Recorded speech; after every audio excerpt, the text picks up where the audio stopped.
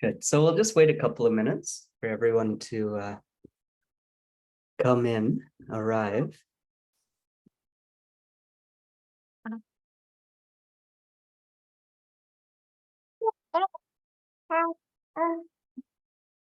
Kailash was playing hockey earlier today. So he's got his helmet on. Yeah, he's on skates and everything out on the Trent River.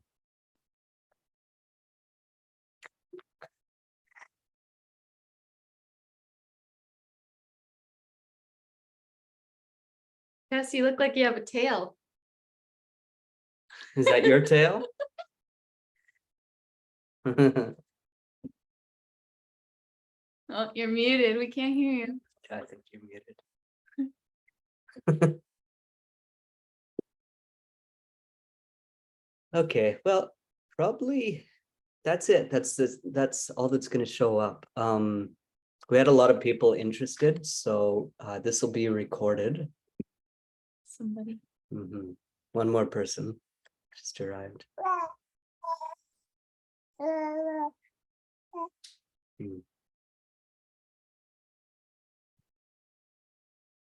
Yeah, so as I said, this will be recorded for the future, for other people to listen to. Also in the near future and the far future too. It'll just be an information video on anybody that has questions. He wants to talk too, so. Cool. So I take it that everyone who is here has done some sadhana with me, or with Anuttara, or some sadhana at least with Shivoham. So we're going to start with that at least, so that people know what mantras are, people know what Tantra is, and all the rest, so that that's kind of more or less clear. If you are watching this in the near or far future, then and you don't know what these things are, then I suggest that you watch our Tantra Mantra Sadhana course to gain an idea of that, and then this will be an introduction into the path or the lineage that we're in. So I'm going to start by sharing our screen with you.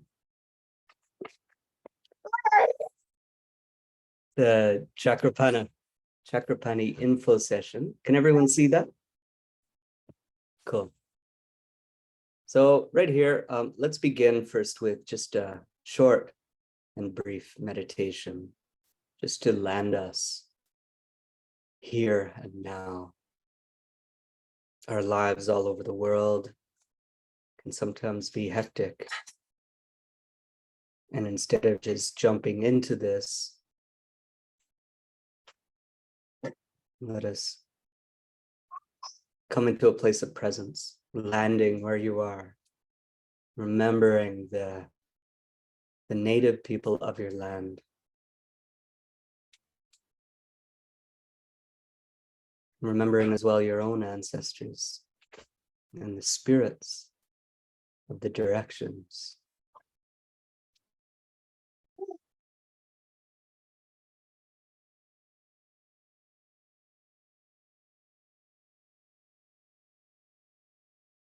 Honoring all the energies around us,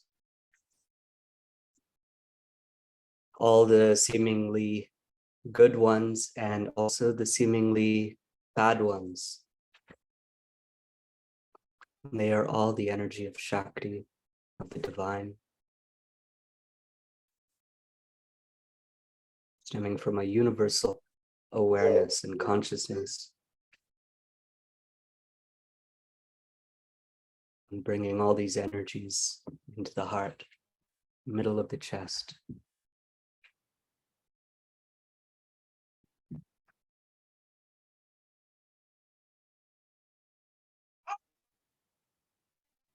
As everything moves from consciousness out into the world, everything comes back into consciousness.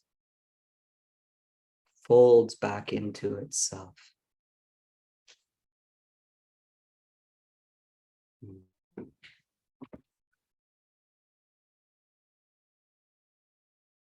Hari Om. Hari Om.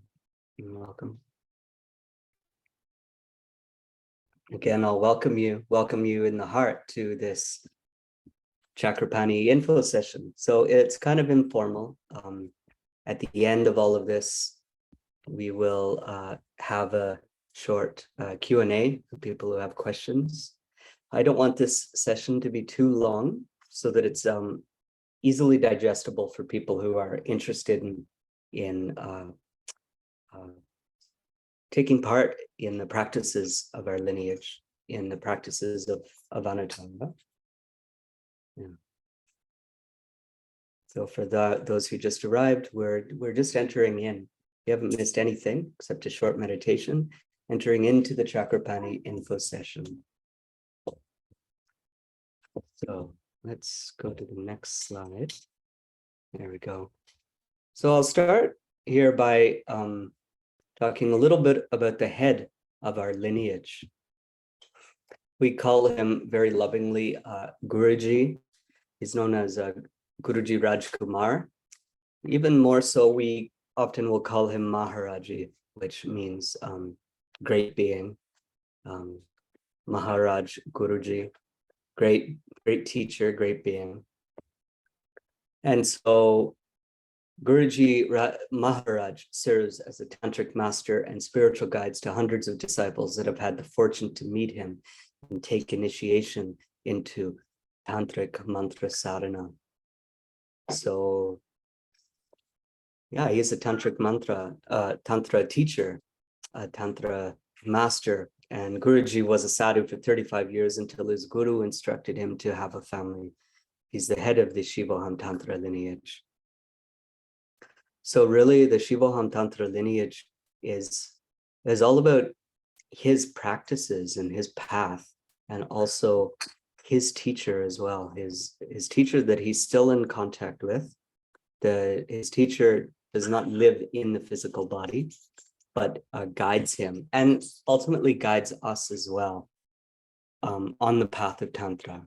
And Tantra, as we know, has been largely watered down and is largely misunderstood in the West, and sometimes as well in India, it's misunderstood. So Guruji aims to bring this knowledge of Tantra into the world and aims to have everyone gain benefit from it, because it's an all-inclusive path. It's a path that anyone can join. You don't have to be born as a Brahmin. You don't have to be a monk. You can be a Brahmin, you can be a monk, but it's open for everyone. It's not also open only for men. It's a path that's open for women, for people for female body beings, or male body beings, and all the rest of it. So this inclusivity, we also at Anatara really try to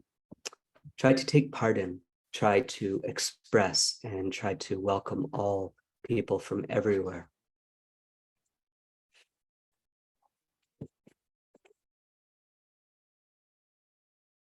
Okay, and then there's a picture of Bhairav which is actually, he looks probably familiar. That's me. And so just to let you know also where I'm coming from and what gives me authority to give mantra.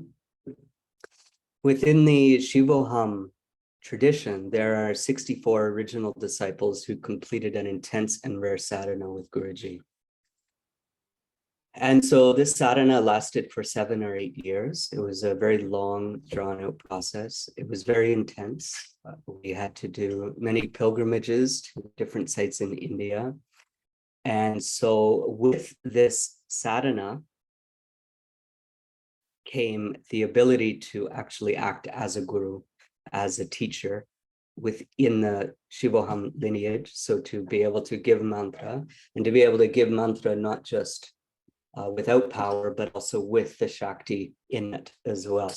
So I have been empowered by this, by Guruji into this. Bhairav was one of the few that were empowered by Guruji Maharaj as a lineage holder and Guruji within the Shivoham lineage, exactly as I've said.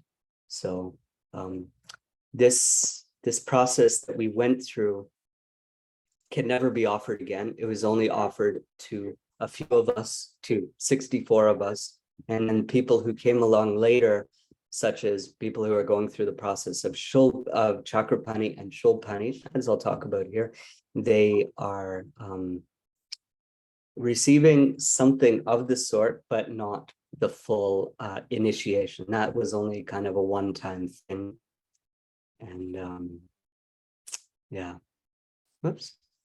So this means that Bhairav has the authority to share mantras and initiate people into the path of mantra within the Shivoham lineage. So there's others who can do it as well. If you're watching this right now and you don't right now or in the future, and you don't feel a resonance with me, there are other teachers, and there's other teachers around the world as well. There's teachers in Europe, in India, in mostly Europe and India, and Canada, I would say. There's a few that are in the US. There's also Australia as well. Next, Mantra Marga. So those who originally practiced Tantra did not call the practices Tantra. Tantra is actually something that the West has created to try to distinguish the different practices in India. And okay, we use the word Tantra. Also, Guruji uses the word Tantra. And Indians will use the word, or people of the Hindu tradition and Buddhist, they will use the term Tantra, but originally it didn't really mean, it just meant some different sacred scriptures that didn't actually mean what we're practicing right now. If you were to ask the original practitioners of Tantra what they were practicing, they would have told you mantra marga. So marga means actually path. So it's the path of mantra. And this is actually, if you want to know what brings together all of these different paths of Tantra, from a Buddhist Tantra to a Jain Tantra to a Hindu Tantra, etc., it's the use of mantra. Along with, even in India, there's many different sects of Tantra. So there's like a Shaivist Tantra, there's a Kashmir Shaivism, there's a Shiva Shraddhanta, and there's loads of them. But what combines them all is mantra marga, the importance of mantra on the path.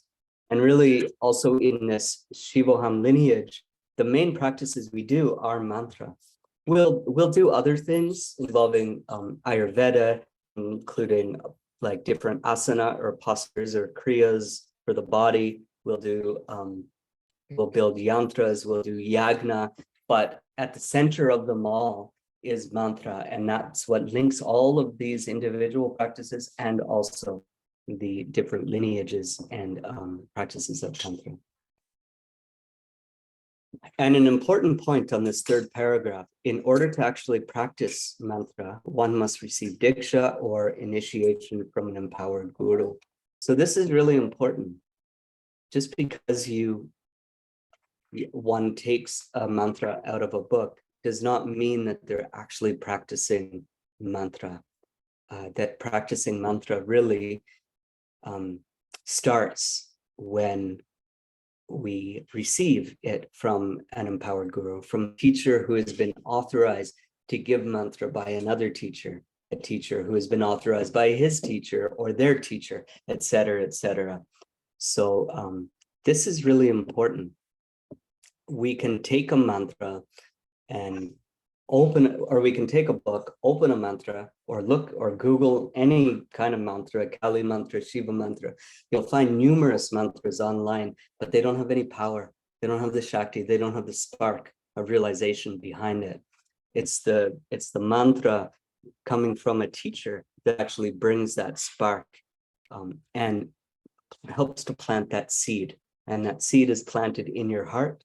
And then that seed can become essentially, eventually, a beautiful tree that also produces fruits with seeds for others to receive as well.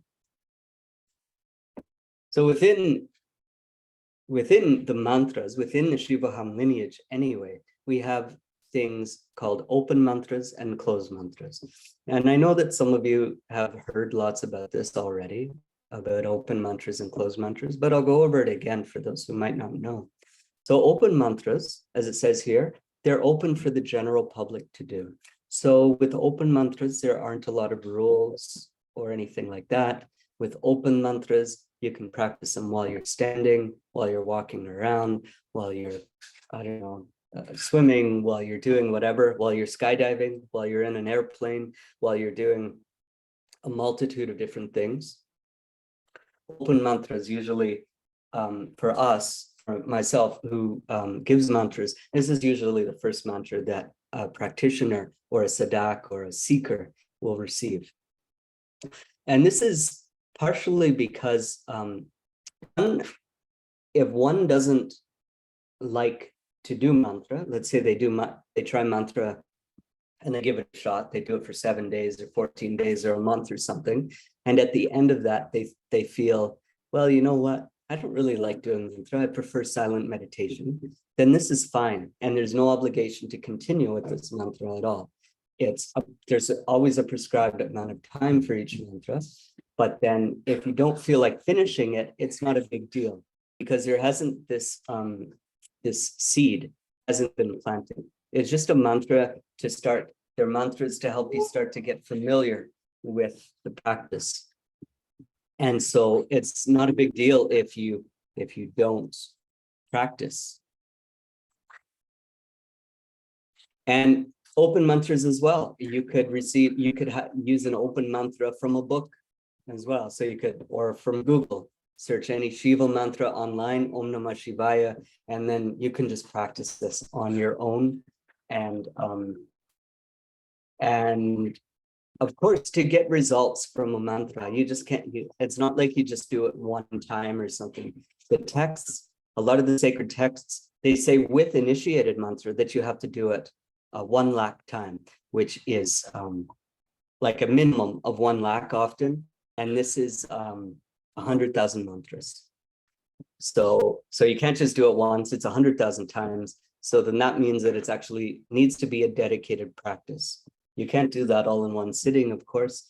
It will usually take around between 2 and 3 months, depending on the length of mantra, for about an hour a day. Of course, you could chop that down if you're really enthusiastic about it.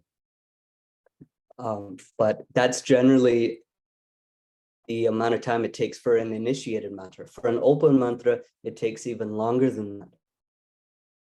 However, open mantras are there just for the general public to do so that they can start to become, so that they can, one, show the teacher that they're dedicated to the practice, so that when a closed mantra does come, an initiation does come, then the teacher knows that they're not going to just not practice or something, not respect the teachings, but will actually be dedicated. The second type of mantras are closed mantras. And this is when we actually start to practice mantra marga, when we are able to use a closed mantra.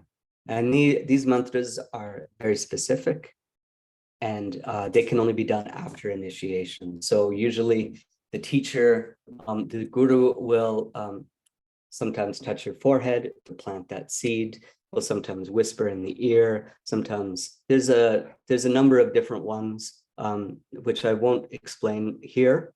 It's out of the scope of our talk, but closed mantras are very important. And then that kind of starts you off into practices that really help to open. The other closed mantras can open too, but it's not as powerful or not as strong or not as effective, we could say.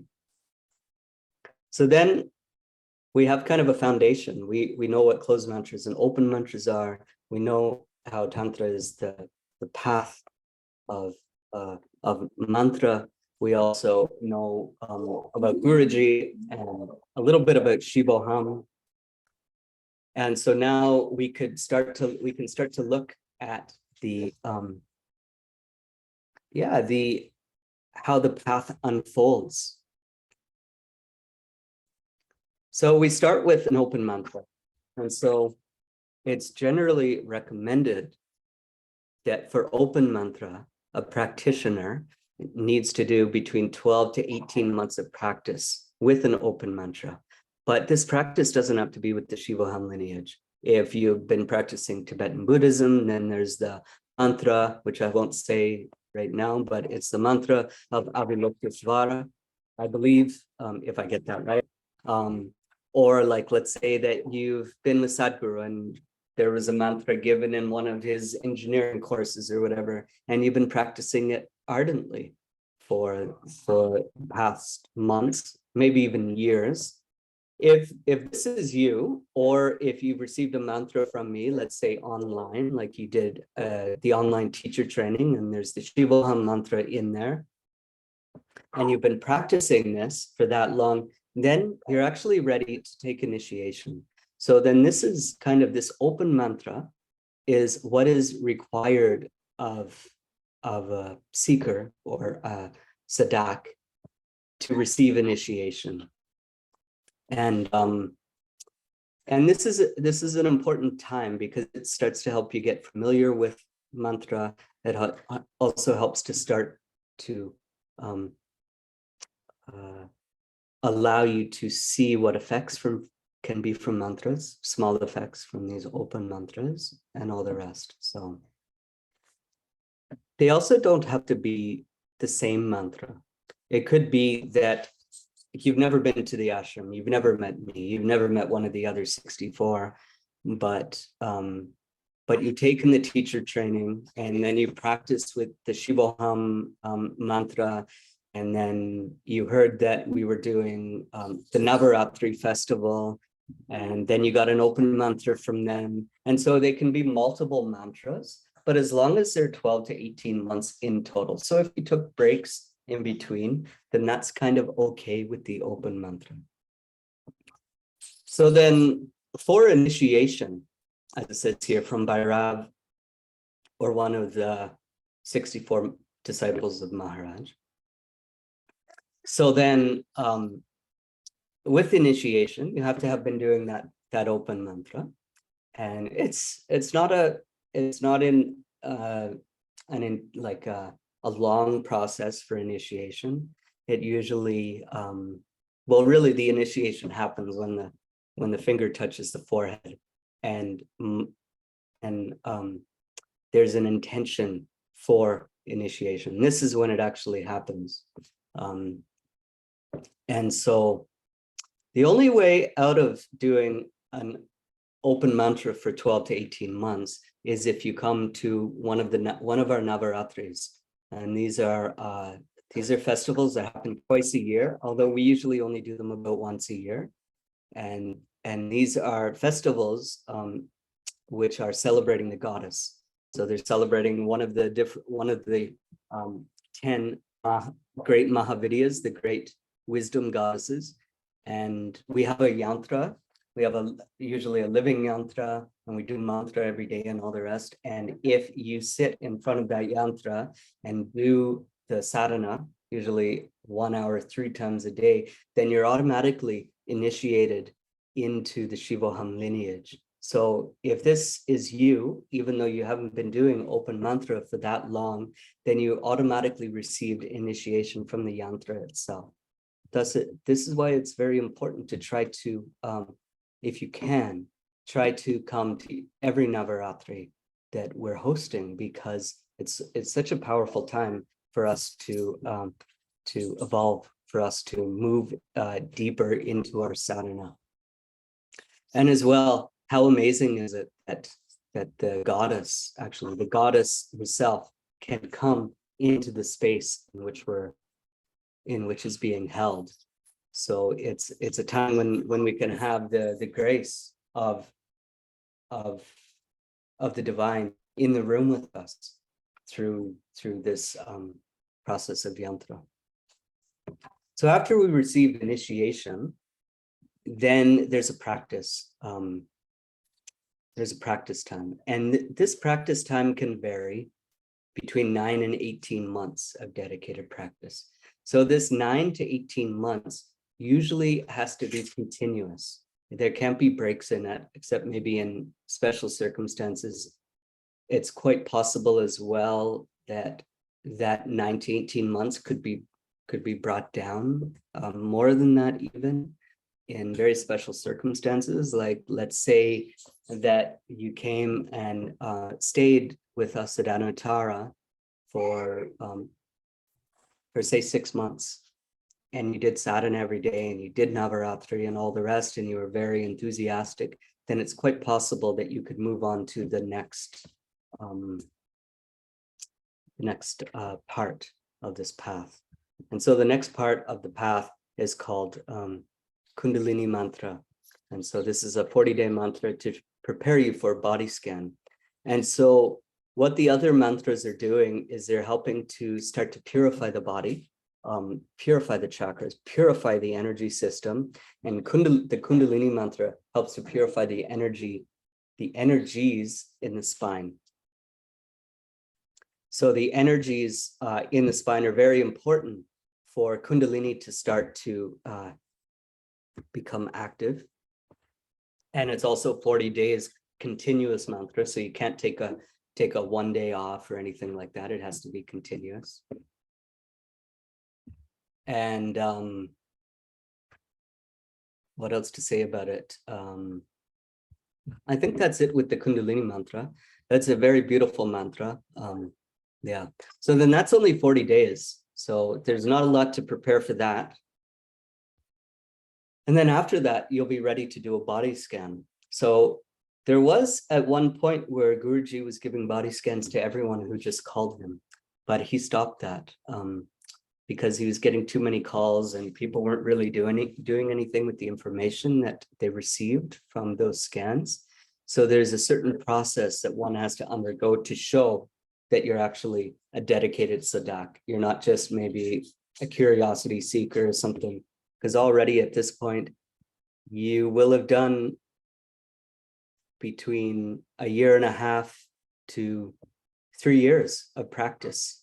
And so it shows to him that you're really serious about going deeper into sadhana. And the body scan, then it's a process that Guruji does, and he does it while you're asleep in your own country, in your own home, on your bed. And Guruji is in India, and then he kind of scans the body. He has a certain way of connecting to you, and then going through the body and seeing wherever there's blockages. And so what this body scan does is it helps for Guruji and yourself, because he tells you the results after, allows Guruji to see where there's blockages. Are you ready to move on to Chakrapani, or are you do you have more purification to do? And that's kind of the main thing that's happening there. He's telling you if you're ready for Chakrapani or not. And if you're not ready for Chakrapani, then there's a slower process to Chakrapani. And I haven't done any slides on those, but it's basically where you go to India and you do each chakra at a time. Yeah, so you start with Muladhara, go to Svadhisthana, Manipura, and all the rest. And you do one chakra every year, and it's a slower process, but it ends up resulting in the same. At the end of that journey, there's still Chakrapani available. It just is a slower process. And sometimes you only have to do the one of them. You only have to do, like, he sees that there's a blockage in Muladhara. Then after you're in India and you do the process with him, and for Muladhara, which takes usually a week to 2 weeks, I think, he sees that, and then he does another body scan, and then maybe Kundalini is open. So it's kind of like one of these things that, like, if your big test is at the body scan, do you make it to Chakrapani or not? Everyone ends up making it to Chakrapani, but some people just make it slower. So you can't also get frustrated or anything like that. We all have our own karmas, and even people who do it slower, they end up much further along in their practice than other people because they're much more dedicated and they didn't receive things so quickly. And there's some wisdom in that too. The body scan as well will tell you, tell Guruji and you who your Ishtadevata is, which is a little bit off topic from this specifically, but your Ishtadevata is the deity which you have practiced with in past lives. So the goddess, often the goddess or deity that you've worked with. So it could be Shiva or Kali or Tara or whoever. And yeah, even though you might hear that your past life, you were a Christian or something like this, somebody tells you you were a Christian in your past life, but it's not the name, it's the energy that you worked with. So like, if you're a Christian and you worked with Shiva, that and Guruji saying that Shiva is this person, is your deity, then it will be the aspects of Shiva, of consciousness, of peacefulness, of all these things, of the deeper things that the energy brings us, not the form. So that's what the Ishtadevata means. And yeah, that's the body scan. So after the body scan, and during this whole process, we recommend that you participate in one of our festivals in person before moving on to Chakrapani. And that's because it helps to prepare you for being at the Shivoham ashram and for knowing what intensive sadhana is like, because it will be even more intensive in India. What we do is a kind of, it's not the full Monty of what Guruji offers, of course. And so it's a very powerful time, and we urge all of you to come to one of these or many of these festivals of many of these Navaratris, because they are so powerful and so beautiful too. And so then we come to Chakrapani Kriya. And so Chakrapani Kriya is a process that usually in the year will start in April, although it changes a little bit from year to year, but it starts in April, and then one is given a mantra to do an hour a day until around December. On some of those days of an hour a day, there will be maybe some calls to do a Kriya. Kriya is one of these practices in Tantra, which are very powerful and allows one to open up to the energies. So here with Chakrapani, we're working on the chakras, basically. We're working on the first 5 chakras, and we're opening those chakras up and allowing it so that the work that we do at home from April until the end of November, they help to support the practice so that the practice in India can be shorter and be less intensive, because you've already done a lot of the work. You've already done like 8 months of practice, thereabouts. You've done 8 months of practice on the chakras, and you've done all these mantras and everything. And then there's a practice in India that lasts for 1 month. This year, it just ended actually, but this year was from December 6th to January 6th. So you can expect it to be sometime around then. Those dates tend to work for a lot of people. A lot of people from Europe and the US and Canada and all over the world of people who go there. The Chakrapani Kriya, the aspect that's at home, we could call that the online preparation part. There's also sometimes there's some video calls, and then there's support. So meetings with Guruma to talk and to discuss issues and problems that are arising. Guruji sometimes is present for those meetings. So they're one-on-one meetings with Guruma and sometimes with Guruji. And of course, access to the facilitators. So I'm helping to facilitate it. And so are two of my sadhana brothers and sisters who are helping to facilitate it. So we're always available for questions and difficulties that might arise. But then Guruma likes to meet with each of you, usually on each chakra. So you'll get to meet with her possibly for 5 times, although it'll be at least once. So somewhere in between then. Every year it's also a little bit different. So I can't give you too much of what it's going to be because every year is so different. And it's according as well to the quality of the members in the group. So if the quality of the members in the group are in a certain way, then you'll have to do a certain practices. Each one's different.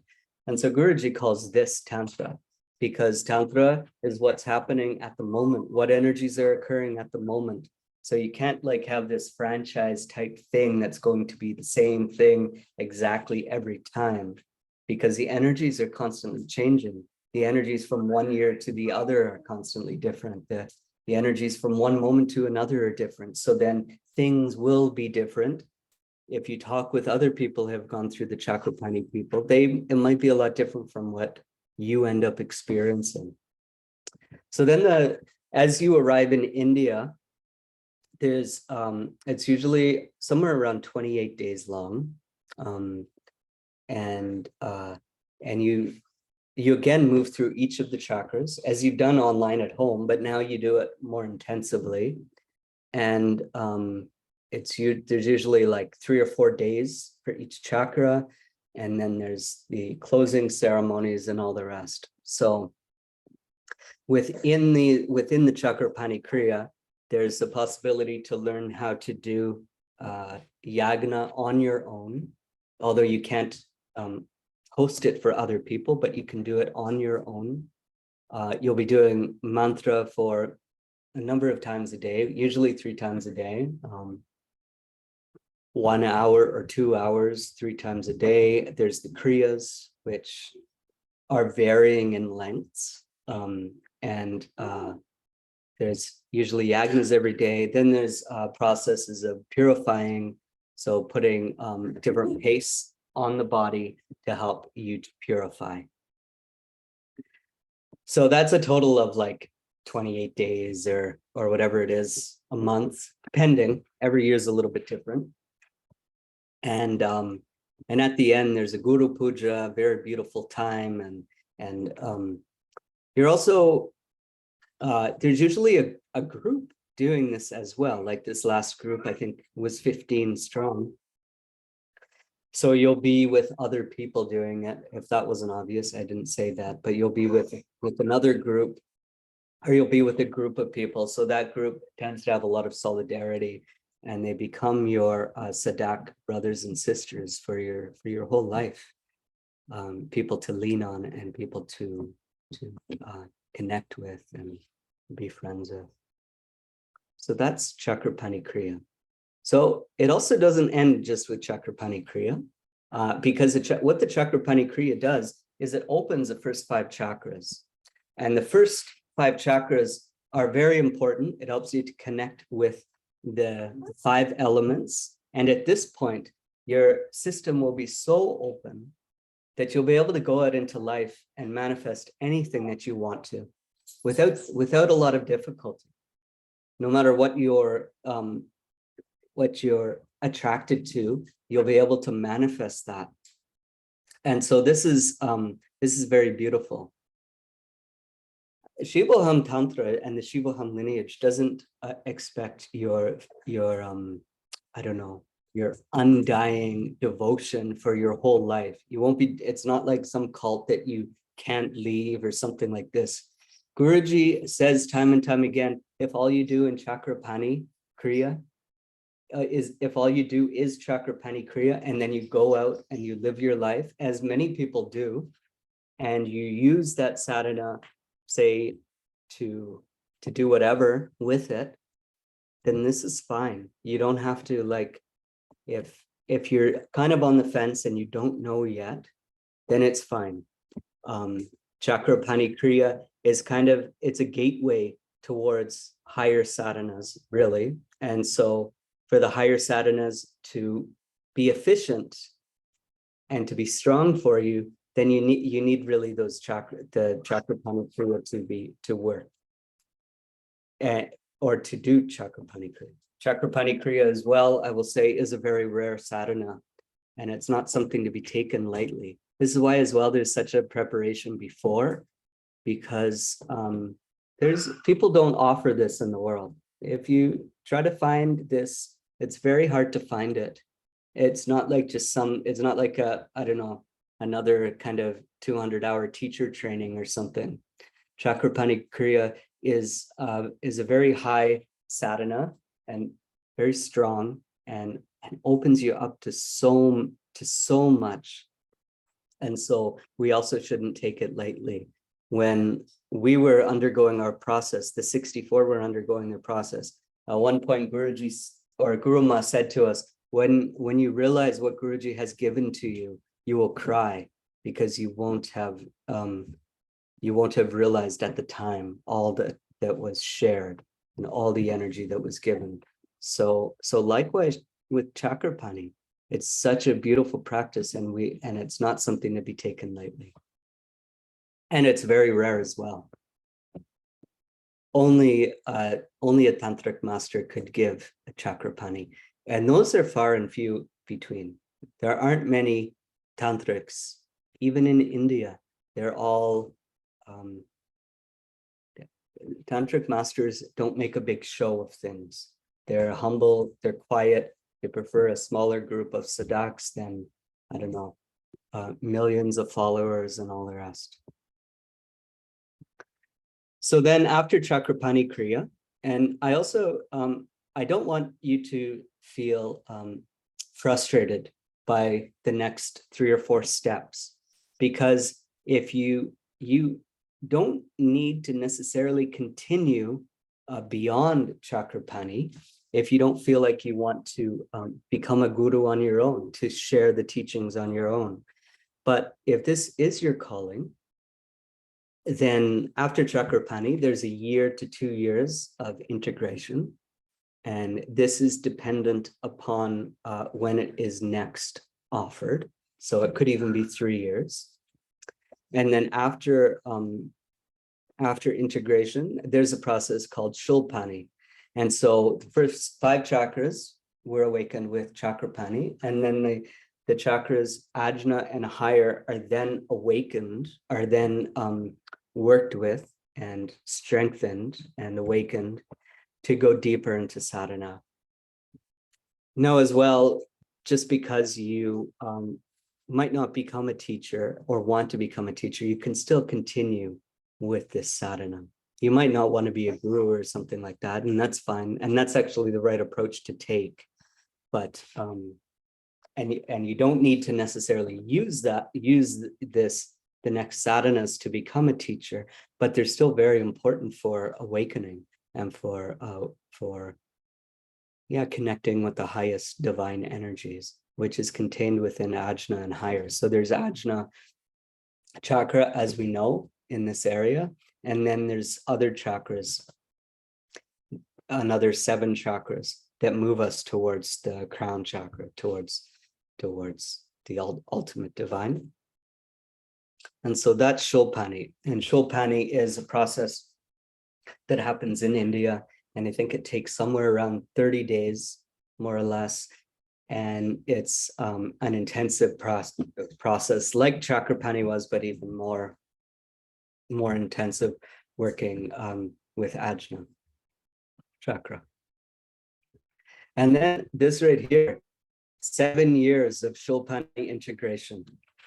Now this seems like a long time, but it's not really, because during this time we can still be taking we can still be doing our sadhana. We'll still feel a lot of benefit from our sadhana at this point as well. We're often we're people who live in the world, and so we're living our lives, and we can do whatever we want to do with our life, but we also do this integration. So this is how long it takes for Shulpani to integrate into our system fully.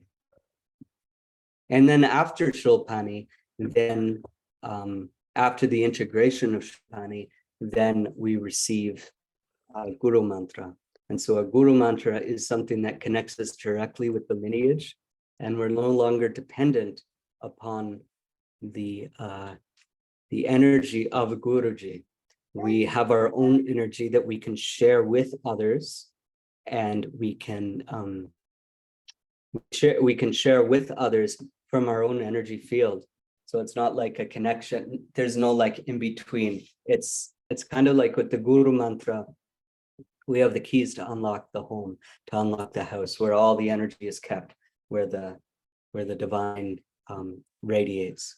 So we can connect with this, and we can start to give sadhana mantras, tantric processes to other people. And so we could say that this is the end of the path, this Guru Mantra. However, Guruji has told us that this is the beginning of Tantra when we receive the Guru Mantra.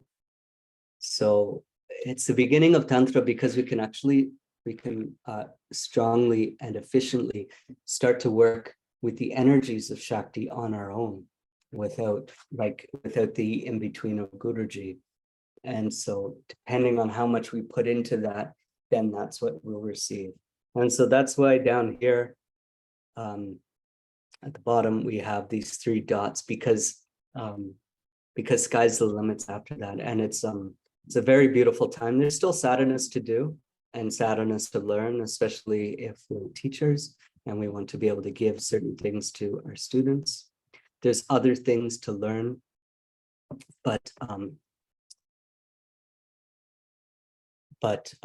that's kind of, Guruji says that after the Guru Mantra, he can't give anything that's higher than it, although he can give other things that help to support our practice and help to support other people in their practice as well. So that's kind of the whole Chakrapani process, and what's involved there. And it's a very beautiful practice. And yeah, I'd like to open up for questions. If anybody has questions, you can ask them now. You can unmute yourself or just drop them in the chat box or anything like that. Yeah, yes, Linda. That sounds beautiful. And this year is not like in for me, but I would love to receive a mantra to practice. Is this possible? And Yeah. maybe to check if I'm like eligible to go the next step with you. So Okay. what would be the next steps? Well, the next steps would be to just to contact me personally, and then we can discuss how much mantra practice you've done, and yeah, what the next stage is. Yeah, if you need to have initiation, we're giving a Navaratri festival in most probably in Guatemala this year, at the end of March. And so that's like 12 to 14 days, beginning March 21, where we'll all do sadhana and do kirtanam and have philosophy talks and Q&As and all the rest. But if you are at the point where you've been doing open mantra for long enough, then it's possible that you can receive, are you located in Canada or the US? No, at the moment I'm in Peru, but I'm living in Munich, Germany. So something that involves not heavy traveling would be great. Yeah, but we have friends in Austria. Yeah, I think it is. What's her name? Radasi? Yeah, there's Radasi, but even closer than Radasi, there's There's Fraser and Beatrice down in Austria at Alpen Retreat. Yeah, so then that'd be Yeah. close. So then you can still like, you can get initiation from them, but still take part in everything that we're offering, you know? Yeah, so totally. So we can discuss that. So if you, yeah, if you message us, email us, and the email will get to me or WhatsApp or whatever, we can go that way. Do I have the email, or can you just type it down so I can do that? Yeah, I'll do that. Chat. Thank you.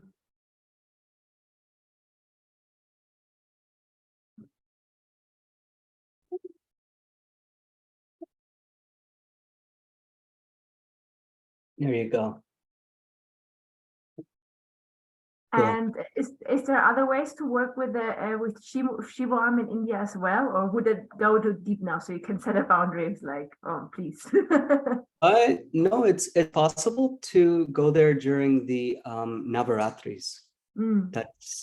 That's usually always possible. So yeah, that this year it's in March, and then there's another one usually in September or October. Yeah, and we'll actually be there for the October one. We're planning. We're planning. We really want to do that. Yeah. So then we'll also be helping to host that one too. You can come along. Yeah. Thank you. Mhm.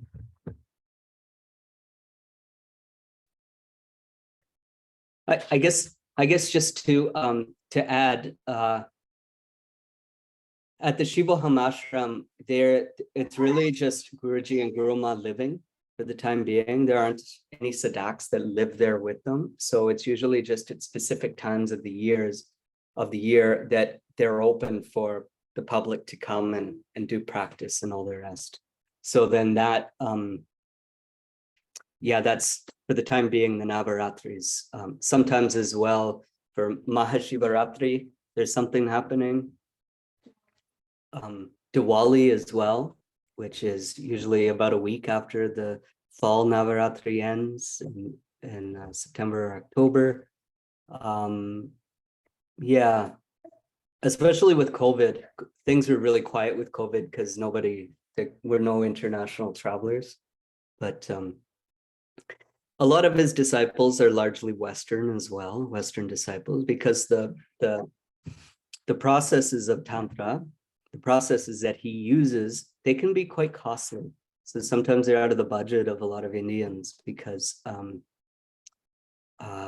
yeah, they just cost so much because he uses very special herbs and very special things to make the things go so much faster, you know.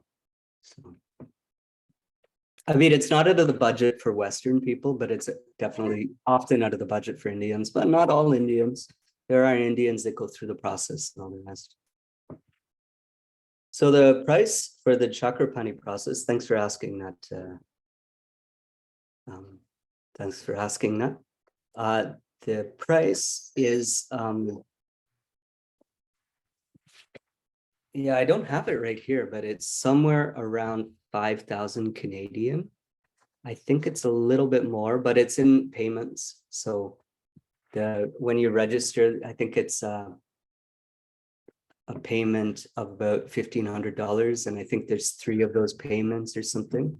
If any of you are interested and ready to do the one that is coming up this December,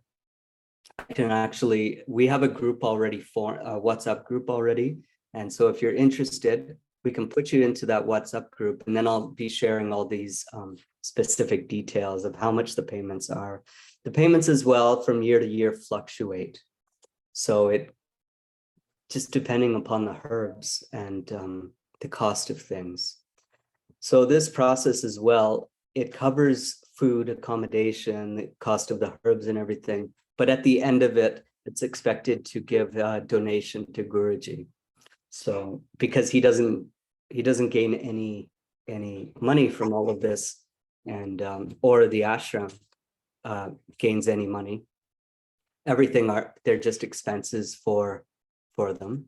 And they've tried to make it as affordable as possible, but yeah, it's still, it's an investment after all, you know.